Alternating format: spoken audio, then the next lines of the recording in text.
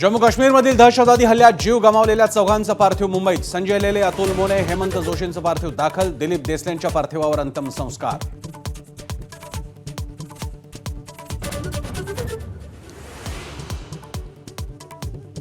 हल्ल्यानंतर काश्मीरमध्ये अडकलेल्या महाराष्ट्रातल्या पर्यटकांसाठी राज्य सरकारकडून विशेष विमानाची व्यवस्था. खर्च सरकारच करणार. उपमुख्यमंत्री एकनाथ शिंदे काश्मीरला रवाना.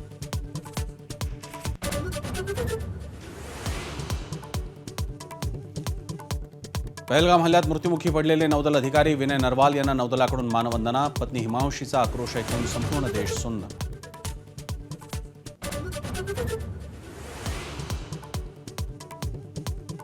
पहलगाममधील हल्ल्याच्या पार्श्वभूमीवर दिल्लीत मोदींच्या उपस्थितीत कॅबिनेट सुरक्षेची महत्त्वाची बैठक सुरू. कोणत्याही परिस्थितीत हल्लेखोरांना सोडणार नाही, संरक्षण मंत्र्यांचा इशारा.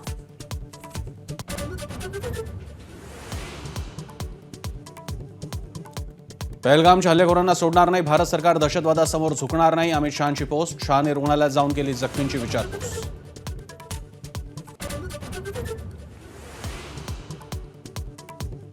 पहलगाम हल्ल्यातील 4 दहशतवाद्यांचे फोटो समोर. चौघेही पाकिस्तानी असल्याचं उघड. दहशतवाद्यांना स्थानिक स्लीपर सेलची मदत मिळाल्याचा संशय.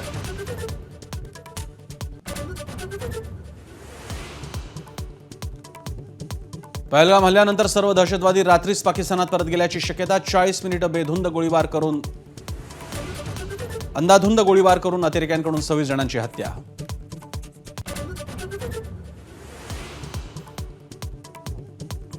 लष्कर ए तैयबाचा कमांडर सैफुल्लाह कसूरी उर्फ खालिद हा हल्ल्याचा मास्टरमाइंड असल्याची माहिती. पाकव्याप्त रावळकोटमध्ये हल्ल्याचा कट रचला गेल्याची शक्यता.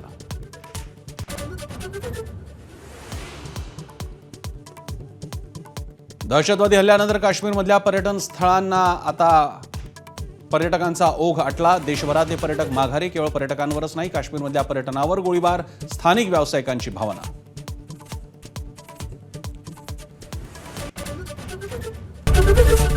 एबीपी माझा, उघडा डोळे बघा नीट.